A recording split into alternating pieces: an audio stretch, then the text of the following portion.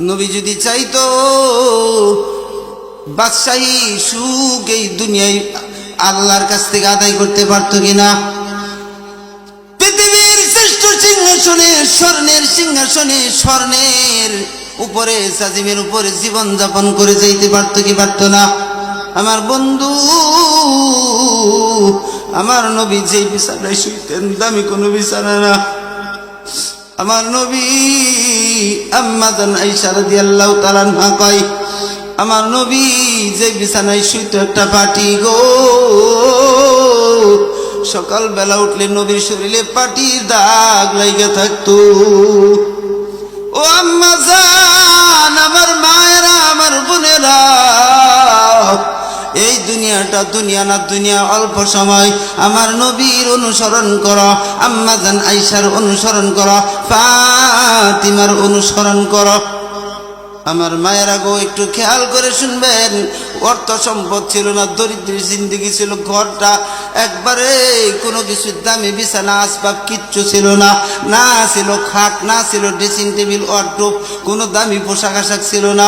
খুব কষ্ট। আমার নবীর কাছে আবু বকর রাদিয়াল্লাহু তাআলা ছোটবেলা আম্মা জান আয়েশারে বিয়ে দিছে। আপনারা তো ইতিহাস জানেন, খেলার মানুষ ছিল, ছোটবেলা বিয়ে দিছে। ছোটবেলা আম্মা জান একদম ছোট পুতুল নিয়ে খেলা করে, বিভিন্ন খেলাধুলা করে। 8-9 বছর বয়স। এই সময় আমার নবীর কাছে আম্মা জানরে উঠাই দিছে আবু বকর রাদিয়াল্লাহু তাআলা। কেন উঠাই দিছে জানেননি? যেদিন আম্মা জানরে আমার নবীর কাছে উঠাই দিতেছে, আবু বকর রাদিয়াল্লাহু তাআলা ডাক দেয়া কয়, আয়েশা তুমি জানো নি কার সাথে তোমার বিয়ে দিয়েছি? আয়েশা রে, তুমি জানো নি কার জীবন সঙ্গিনী তোমারে বানায় দিছি?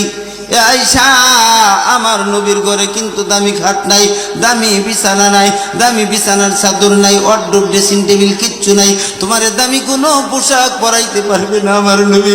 তোমারে দামি কোনো তেল, দামি কোনো ক্রিম, কোনো কিছু আইনা দিতে পারবে না, সাবান আইনা দিতে পারবে না। আয়েশা রে, তোমারে 3 বেলা আমার নবী খাওয়াইতেও পারবে না রে আয়েশা। আয়েশা, ক্ষুধা যখন বেশি লাগবে রে আয়েশা, জমিনের সাথে পেট লাগায় শুয়ে থাকবারে আয়েশা। তবু আমার নবীর কাছে খানা চাই, আমার নবীর কষ্ট দিবে না। এমন একজন নবীর সাথে তোমার বিয়ে দিয়েছি, এই নবী যার উপরে খুশি আল্লাহও তার উপরে খুশি, এই নবী যার উপরে নারাজ আল্লাহও তার উপরে নারাজ। শুধু তাই না, আসমান জমিনের সব কিছু নারাজ রে আয়েশা। গরে যতক্ষণ আমার নবী থাকবে ততক্ষণ আমার নবীর জীবন দিয়া খেদমত করবা, সম্মান করবা। আমার নবীর একদিন আয়েশা, আম্মা জান আয়েশা গোসল করাইতেছে। এবার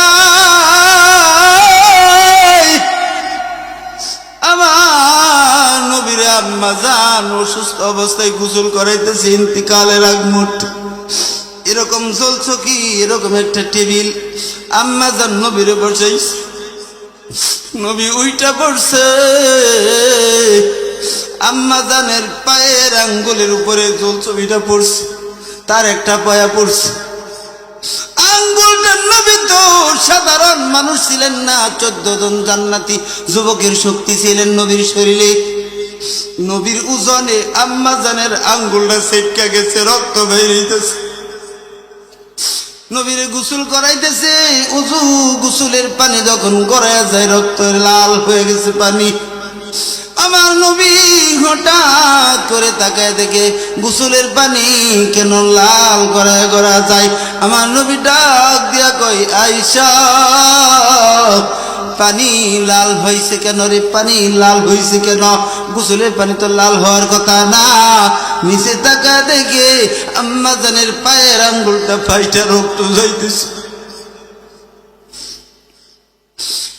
ডাক দিয়ে কই, নবী আয়েশা, তোমার আঙ্গুল ফেটে যাইতেছে, তারপরে তুমি বলো না কেন যে আমার একটু যদি বলতা যে একটু নামেন, আমার আঙ্গুলটা ভাইতে যায়, রক্ত বের হইতেছে, তাহলে তুমি নামতাম, কোনো ভুল তো হইতো না। আম্মা জান আয়েশা কই, নবী গো, ও আল্লাহর নবী পয়গম্বর, আমি আয়েশার আঙ্গুল কেন, আমি আয়েশার কলিদার চাইতেও তো আপনি নবী, অনেক দামি আমার কাছে,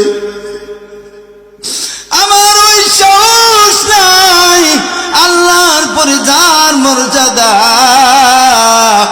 ওই মানুষ আমার নবী মুহাম্মদুর রাসূলুল্লাহকে বলবো আপনি চকির থেকে নামেন, এইটুকু ফরমাস দেওয়ার ক্ষমতা আমি আয়েশার নাই।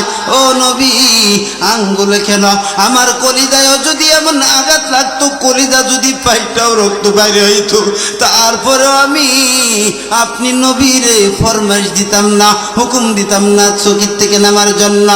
এত মোহাব্বত করতেন আমার নবীরে।